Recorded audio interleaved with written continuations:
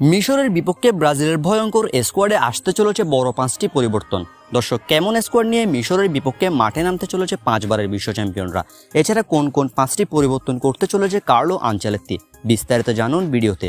দর্শক, তার আগে আপনি ব্রাজিল ভক্ত হয়ে থাকলে ব্রাজিলের সকল খবরাখবর সবার আগে পেতে অবশ্যই চ্যানেলটি সাবস্ক্রাইব করবেন। দর্শক, গত ম্যাচে ব্রাজিল পানামাকে উড়িয়ে দিয়েছে 6-2 গোলের ব্যবধানে। কার্লো আনচেলত্তির শৈল্পিক ফুটবলে ভিনিসিয়াস জুনিয়রদের জাদুতে পানামা 6-2 গোলে উড়ে গিয়েছে ব্রাজিলের কাছে।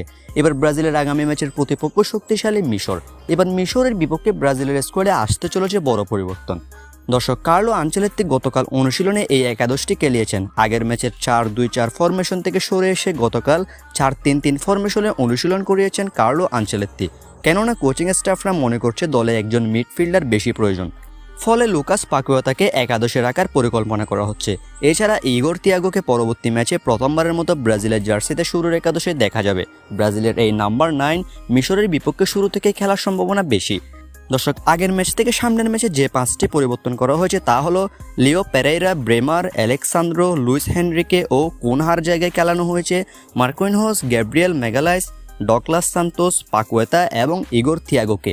এই 5টি পরিবর্তন নিয়েই মিশরের বিপক্ষে মাঠে নামতে চলেছে 5 বারের বিশ্ব চ্যাম্পিয়নরা। দর্শক, অন্যদিকে নেইমার জুনিয়রকে নিয়ে কোনো প্রকার রিস্ক নিতে চান না কোচ কার্লো আনচেলত্তি।